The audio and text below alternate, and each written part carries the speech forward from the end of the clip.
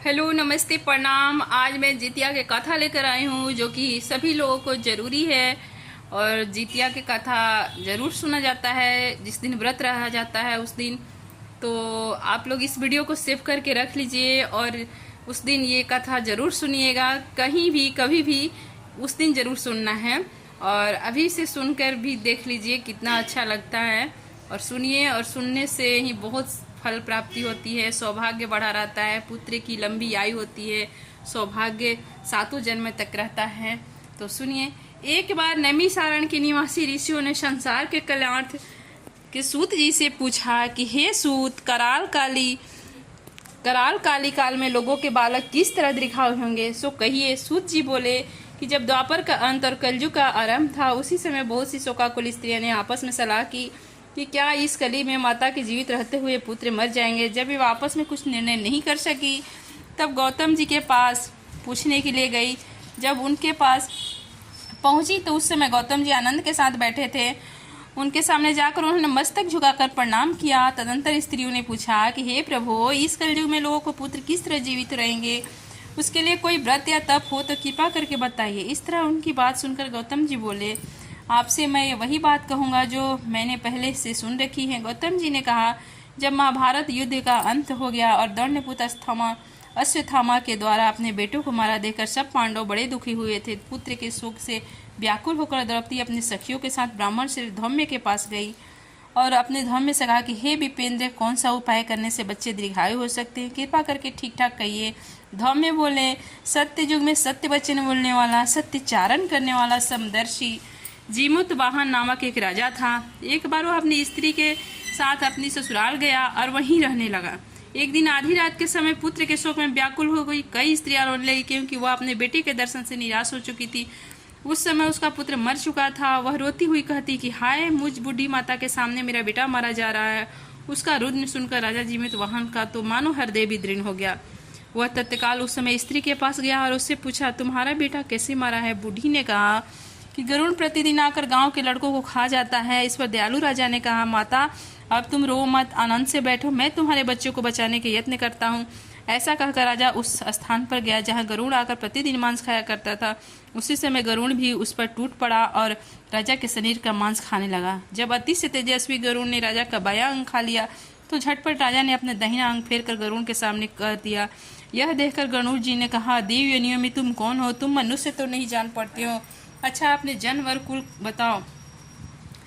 पीड़ा से व्याकुल मन वाले राजा ने कहा कि हे पक्षीराज, इस तरह के प्रश्न करना व्यर्थ है, तुम अपनी इच्छा भर मेरा मांस खाओ। यह सुनकर गरुड़ रुक गए और बड़े आदर से राजा के जन्म और कुल की बात पूछने लगे। राजा ने कहा कि मेरी माता का नाम है शैस्या और मेरे पिता का नाम सलीवाहन है। सूर्यवंश में मेरा जन्म हुआ है और जीमित वाहन मेरा नाम है। राजा की दयालुता देखकर गरुड़ ने कहा कि हे महाभाग, तुम्हारे मन में जो अभिलाषा वह वर मांगो। राजा ने कहा कि हे पक्षीराज, यदि आप मुझे वर दे रहे हैं तो वर दीजिए। आपने अब तक जिन प्राणियों को खाया है वे जीवित हो जाएं। हे स्वामी, अब से यहाँ कोई बालक को न खाए और न कोई ऐसा उपाय करें जहाँ जो उत्पन्न हो वे लोग बहुत दिनों तक जीवित रहें।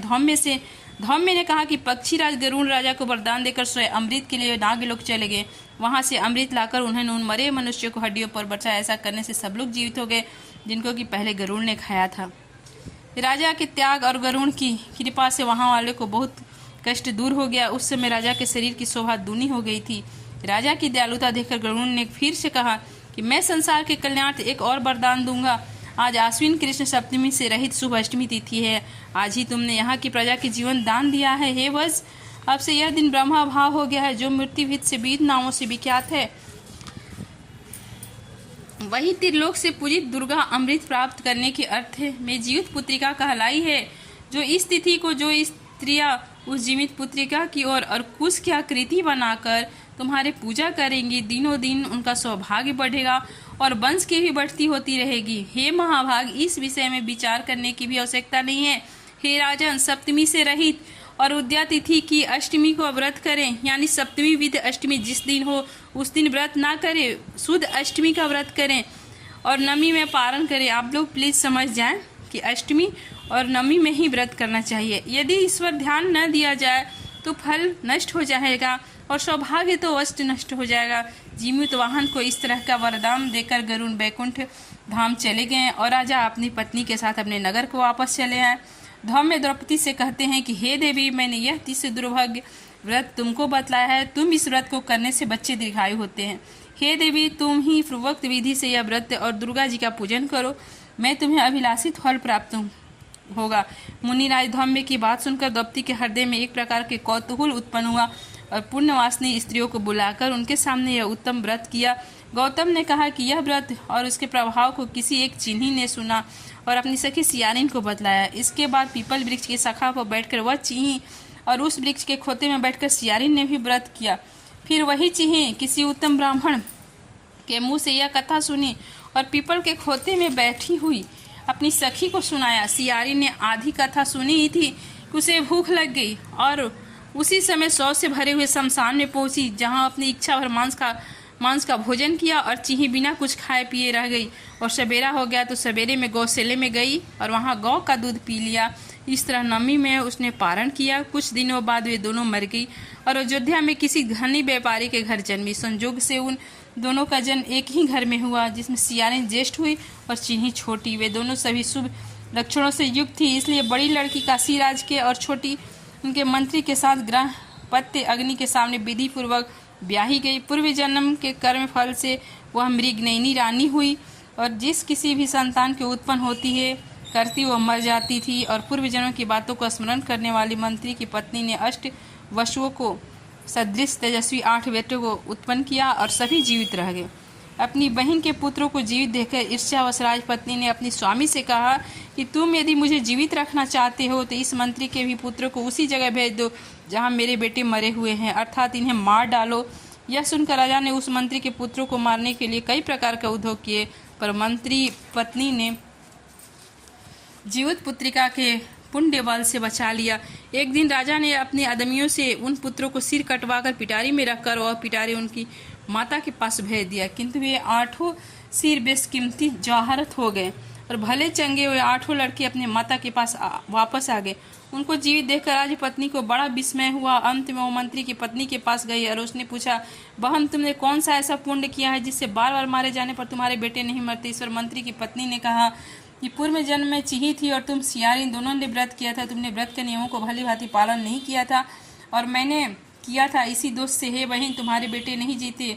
वो राजरानी, अब भी तुम इस जीत पुत्री का व्रत करो और तुम्हारे बेटे दीर्घायु होंगे, मैं तुमसे सच सच कह रही हूँ। उसके कथा अनुसार रानी ने व्रत किया, तभी से उसके कई बेटे सुंदर और दीर्घायु होकर बड़े बड़े राजा हुए। सूत जी कहते हैं कि सब प्रकार के आनंद देने वाले मैंने यह दिव्य व्रत बतलाया। स्त्रियाँ चिरंजीवी संतान चाहती हो तो विधि पूर्वक यह व्रत करे। व्रत कथा समाप्त हुआ। प्रेम से बोलिए जीवित वाहन बाबा की जय।